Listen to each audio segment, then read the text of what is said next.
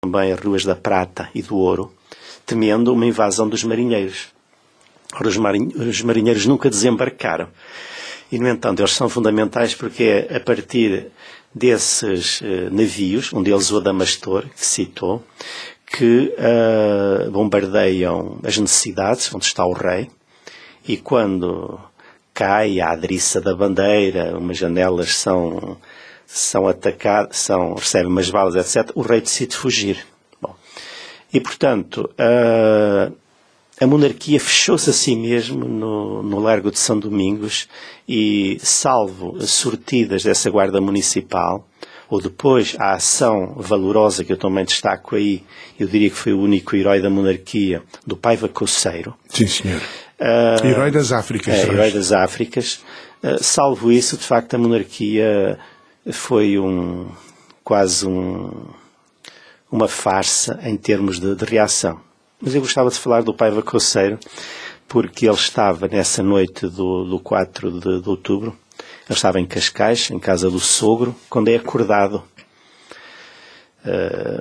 E vai para Queluz, para as baterias de Queluz, vem para Campolide, fica sobranceira à rotunda, e é ele o único que na tarde do dia 4 tenta reagir, bem como depois, já na noite, na madrugada de 4 para 5, também, do Turel, bombardear também a rotunda lá do chamado Jardim Castro Guimarães, o Turel.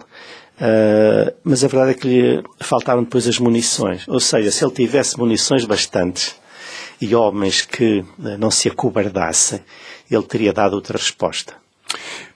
Coisas que um século depois ainda são surpresa.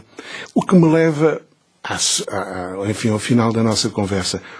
Ernesto Rodrigues, o investigador deste livro, o antigo jornalista que acarreta para a narrativa deste livro todo o poder de fascínio de uma escrita jornalística. Mas Ernesto Rodrigues é, como já vos disse, professor universitário na Faculdade de Letras de Lisboa. Ora bem, a minha pergunta é, porque é que um século depois, todos nós que frequentámos as escolas primárias do nosso país, cada um na sua altura, mas chegámos a esta idade, eu tenho 65 anos, e ainda encontro surpresas na narrativa dos acontecimentos do 5 de outubro. O que é que aconteceu durante um século ao ensino que não nos deixou aprender, senão agora, aquilo que já devíamos ter aprendido antes? Bom, o que aconteceu é que nós vivemos a dita, para alguns são da República, mas que de facto não foi o Estado Novo, não o considero como tal, foi assim um interregno. E é interessante ver que muitas figuras da própria República, por exemplo, o Mendes Cabeçadas, que foi o herói do Adamastor, o almirante, depois virou-se para o Estado Novo. Pois. Aliás, é interessante dizer que esse Adamastor era um navio que tinha sido construído no pós-ultimato. Os portugueses, revoltados contra a Inglaterra, decidiram fazer uma subscrição pública e construíram em Livorno, agora que se fala tanto de submarinos, construíram um navio que foi importante na Revolução. Foi um dos 3 importantes. Ora, muitas dessas figuras que eram da monarquia prosseguiram, digamos, as suas vidas sob o Estado Novo. Mas, ao mesmo tempo, muitos republicanos, igualmente, foram-se virando para a situação. E o que eu também mostro aqui é que a República, quando nasce já com o germe da dissensão. Os próprios chefes republicanos, nos dias 3, 4, 5, já se estão a preparar para tomarem o palco. E basta dizer que o governo provisório, que conhecemos, no próprio dia 5, foi muito diferente do governo provisório que propunha, por exemplo, a Carbonária. Propunha o Machado Santos, ou o Luz de Almeida, que era o chefe da Carbonária, e o engenheiro António Maria da Silva, que era a chamada Alta Venda. Portanto, houve logo ali problemas. E nos primeiros dias, o herói, também dito fundador da República, foi o Machado Santos, começou a perceber que tinha sido um herói, mas para ser afastado. E como foi afastado? E depois em 21 foi assassinado. Um bocado do Spínola no 25 de Abril. Portanto, nós poderíamos compará-lo mais talvez até ao Otelo, com as suas ilusões. É verdade, com as suas utopias. Muitos republicanos, então, tinham vindo da monarquia, fizeram uma passagem por essa Primeira República e depois passaram-se facilmente ao Estado Novo. Ao mesmo tempo, o cheiro a poder é irresistível para muita gente, não é? Ao mesmo tempo, havia essas dissensões internas que mataram, de facto, a República. Mas para voltarmos ao nosso ensino, porque é que a história destes 3 dias de outubro de 1910 nunca foi contada nas escolas portuguesas como está a ser agora um século depois? Não interessava. Se pensarmos que o Salazar esteve no funeral do João Franco, e há correspondência entre eles, eu diria quase tudo, não é? O João Franco levantou, é talvez o coveiro da monarquia. Aliás, a própria rainha, a Dona Amélia, a Dona Maria Pia, acusam-no de ser ele o assassino dos filhos. Enfim, o regicídio teria sido culpa dele, se quisermos. Ora, o Salazar admirava o João Franco. E, portanto, todas essas ligações, e sobretudo, também, é preciso dizer, a política radical de Afonso Costa, quando, 3 dias depois, decide acabar com as relações Igreja-Estado, e prender padres, ele próprio humilhar o cardeal patriarca, etc. Ele, enquanto ministro, fazer tudo isso.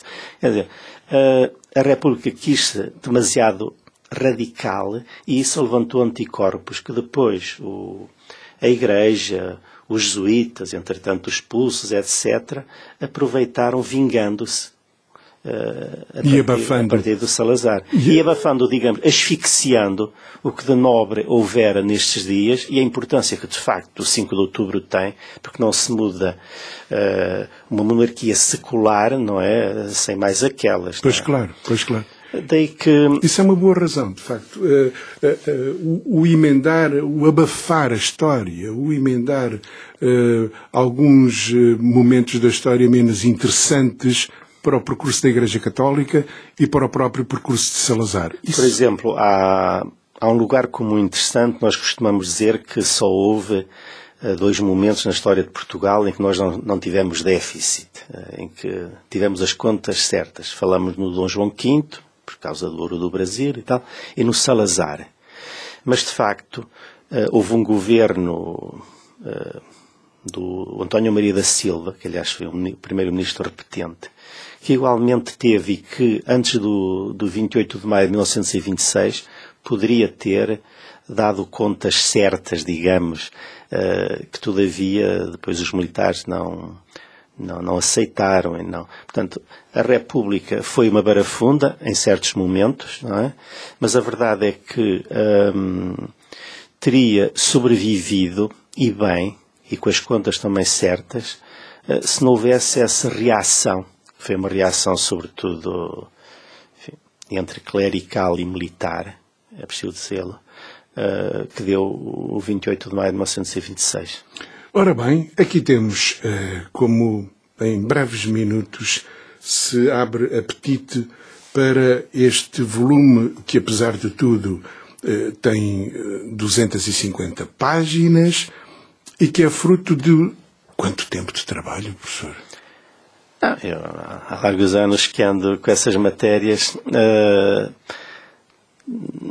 mas escrevi-o num ano, não é? Escrevi num ano. E que sai agora... A capa tem A capa tem a pauta, bandeira e a pauta da portuguesa. A portuguesa. A ideia era, de facto, uma imagem de união, de unidade, que é aquilo que precisamos neste momento. Pois, exato. Mas ao mesmo tempo também eu tenho aí uns parágrafos sobre a polémica das bandeiras, porque para escolhermos essa bandeira houve uma comissão, houve inúmeras propostas, etc. Sim, de facto é uma história também curiosa. Sim, é verdade. E, bom, e a portuguesa, que foi afinal, era parte de um espetáculo musical, foi cantado, tocado por causa dos ingleses e do ultimato. Portanto, era um grito de apelo à dignidade nacional, ao nosso orgulho ferido de então, não é verdade? E tivemos mesmo uma rua, a Rua Portuguesa, em Lisboa. Foi isso, eu não sabia que acabou. Pois bem, aqui fica o convite. O livro chama-se, repito-vos, 5 de Outubro, uma reconstituição. É seu autor, Ernesto Rodrigues, e já está nas livrarias por mão da Gradiva.